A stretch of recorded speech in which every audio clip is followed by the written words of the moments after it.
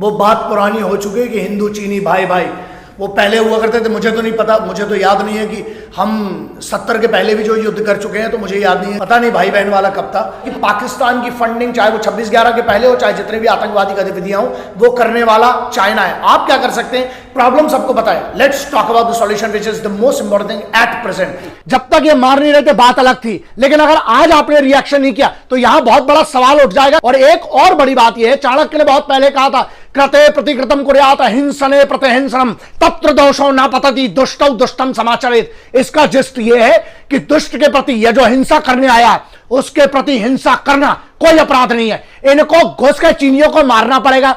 पाकिस्तान जैसे चिंदी चोर को हम जवाब देते आए हैं, बात अलग है, लेकिन अब बात है चाइना को जवाब उनकी भाषा में देना पड़ेगा। आप मोरल डाउन हो जाएगा वरना फौज का। मेरा एक बहुत बड़ा स्पेशल मैसेज उन लोगों के लिए है जो हर बार सर्जिकल स्ट्राइक के बाद सवाल उठाने लगते हैं या हर बार ये सबूत मांगने लगते हैं। सुनो, मैं बहुत क्लियरली सुन लो तुम लोग, अबे किसी चीज में तो इकट्ठे हो जाओ। आप लोग भाषाएं बिगड़वाते हो यार। बहुत इज्जत से कोशिश करता हूं कि हर बार आप लोगों को समझाएं यार, हम एक देश के तौर पर, दुश्मन तो कॉमन है ना, वो दुश्मन बीजेपी का या कांग्रेस का या आम आदमी पार्टी है, इनका दुश्मन नहीं है, वो हिंदुस्तान का दुश्मन है, इस भारत माता का दुश्मन है।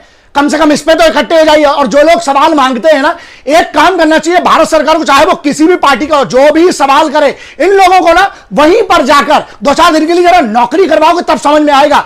रहोगे उधर पे तब तुम्हें अंदर से ना हवा निकलेगी तुम लोगों की, तब समझ में आएगा। तो इसलिए अभी से सुन लो ये बात। और सुनो, जिनको लग रहा है सोशल मीडिया की ताकत समझ में आ जाएगा, तो इसलिए जो सिपाहियों की शहादत है उस पर सवाल, भारत की एकता अखंडता पर सवाल और भारत की राष्ट्रीय सुरक्षा, इन तीनों चीजों को छोड़ दो। और जो सबूत मांगते हैं यार, तुम लोग को शर्म आना चाहिए। अभी इकट्ठे हो जाओ। वतन जिस हालात में है, भारत मां को जब भी जरूरत पड़ी है, भारत के वीर सपूतों ने कभी भी अपना खून बहाने से पीछे नहीं हटे हैं। अभी जो भारत के कमाल संभाले ना नरेंद्र मोदी, बहुत ही ढीठ प्रधानमंत्री है। इंदिरा गांधी के बाद इतना ढीठ प्रधानमंत्री अभी हमको अब देखने को मिला है।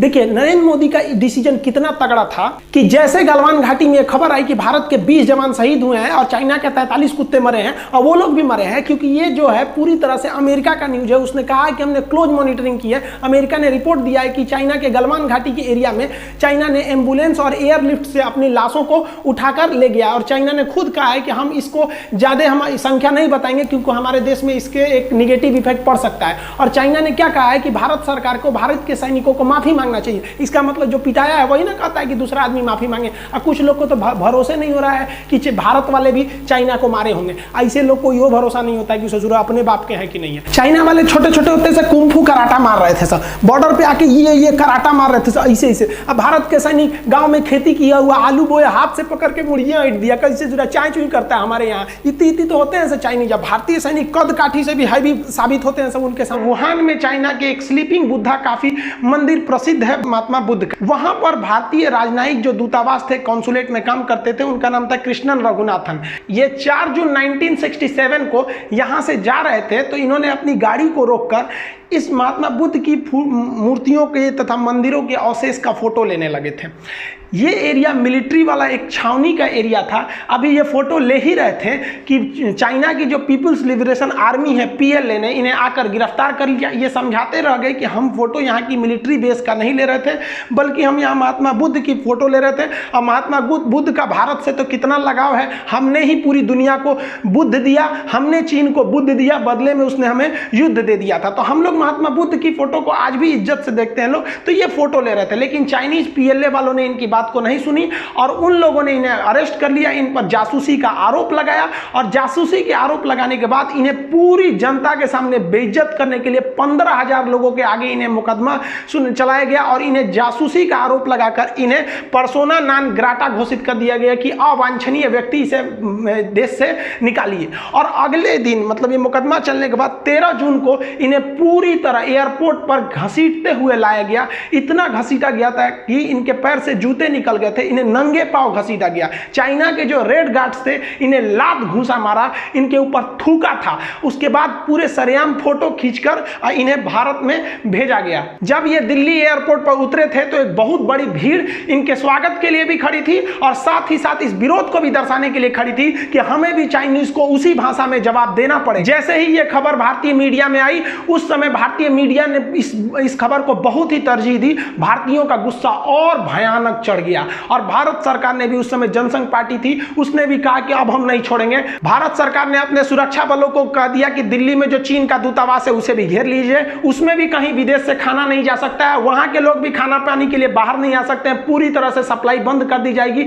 वहां पर भी वहां के जितने लोग हैं उनको कहीं से न आने जाने कहीं की कोई इजाजत नहीं दी जाएगी। जो जो चीन के बीजिंग में हो रहा है वह सब दिल्ली में किया जाएगा। अगर वहां बंदी बनाए गए हैं तो यहां बंदी बनाएंगे। आप अगर वहां कुछ अत्याचार करते हैं तो उम्मीद रखिए कि यहां उनसे दुगना अत्याचार किया जाएगा। यहां चीन एक चाल चलने की कोशिश किया, जो उसके दूतावास थे वहां पर जो लोग बंधक बनाए गए थे वो तो अलग थे, जो हॉस्पिटल में हाथ गोड़ तुरा गया था उन लोग का कूच दिए थे सब भारत वाले। दिल्ली वाले बहुत अच्छा काम किए थे। इस चीज के लिए दिल्ली वालों को सैल्यूट करते हैं कि जब देश की बात आएगी ना तो भाड़ में गया इंसानियत, अगर हमारे देश की इज्जत पे आएगी ना तो थूर देंगे ऐसे ही, तुम चाहे कितनों बड़े के देश के रहो। तो यहाँ पर दिल्ली वाले ने जो कूचा था वो लोग राम मनोहर लोहिया हॉस्पिटल में, भारतीय विदेश मंत्रालय ने ओपन बोल दिया कि कोई भी जहाज को, चीनी जहाज को भारत में घुसने नहीं दिया जाएगा।